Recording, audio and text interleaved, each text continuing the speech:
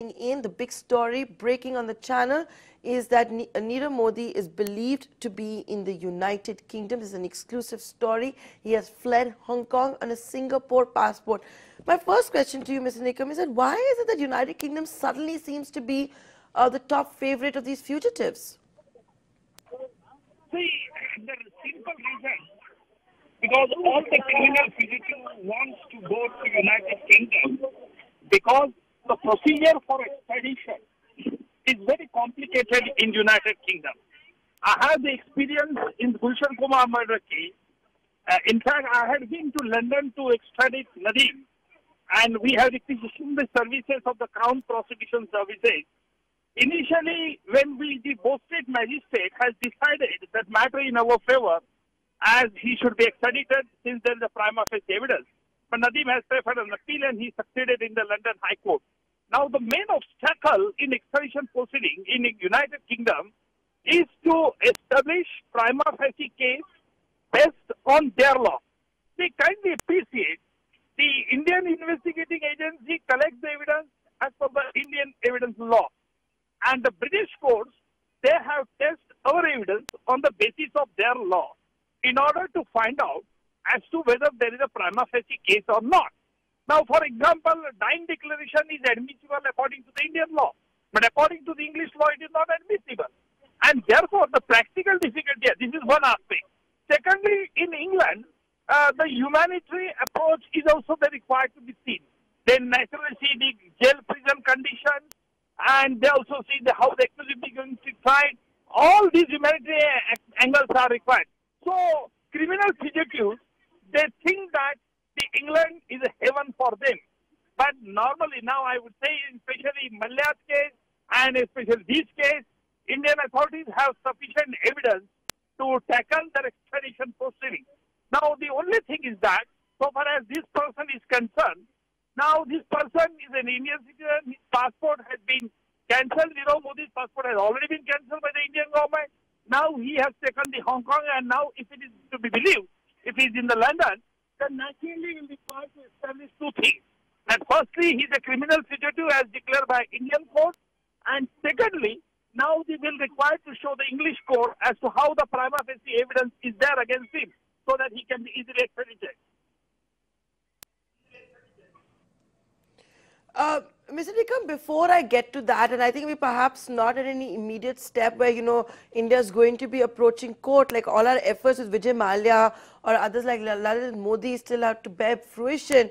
But, how can someone like Nirav Modi, get access to another passport and travel to the United Kingdom? Because India has already reached out to agencies like the Interpol. They have issued a red corner notice. How does this work? Really, it is surprising how criminal fugitive, especially Nirav Modi, has been declared by Interpol as a criminal fugitive, and how he got another passport from the Hong Kong. This is a matter of investigation. Perhaps he must have been possessing the another passport, that is the Hong Kong passport, and perhaps that he must have been suppressed from the Indian government. But that matter is required to be looked into. It will be investigated by Indian investigators, and definitely will find out how he has tried to sabotage the Indian legal procedure and provisions of law. And therefore, easily we can find out in British court also. I don't know whether really Nirav Modi is present in England, but if he's in England, then British court will require to take into consideration all these cheating practices of Nirav Modi. But, Mr. Nikam, again, I ask you this. Nirav Modi was believed initially to be in New York City. When the fraud came to light, when the 13,000 crore rupee fraud came to light, there were images of Nirav Modi, and recently we even saw his uncle Mehul Choksi eating Chinese food in one of the most expensive restaurants in Manhattan.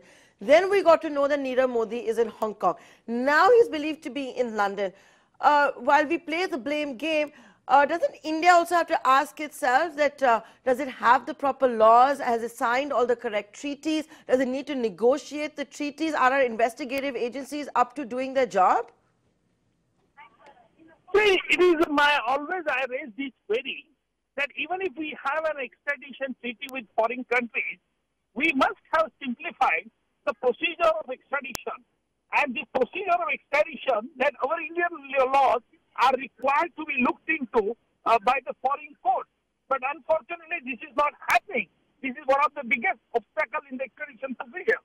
Secondly, so far as Nirav Modi, he obtained the passport from the various countries that now it appears, if the story is to be believed, then naturally, that indicates and shows that Nirav Modi had already designed to commit such type of fraud. And this is a well-calculated fraud made by Nirav Modi. Of course, Nirav Modi, I mean, I would imagine, had decided, and that's why he left the country when he did in early January, as we all know. So, Mr. Nikam, very quickly, we're running out of time. So, would you say that right now, with Nirav Modi in London, and if that is indeed confirmed, it's going to be very, very, very difficult to extradite him, because if we already see what's happening with the other fugitives there, that's what it would seem like. I have already said that the extradition procedure in England is very complicated, but nevertheless, I would say, so far as Nirav Modi is concerned, we have the sufficient evidence against Nirav Modi, and if he tries to dislodge the Indian procedure, I think he will come into trouble. Let us see. Firstly, if it is confirmed that he is in London,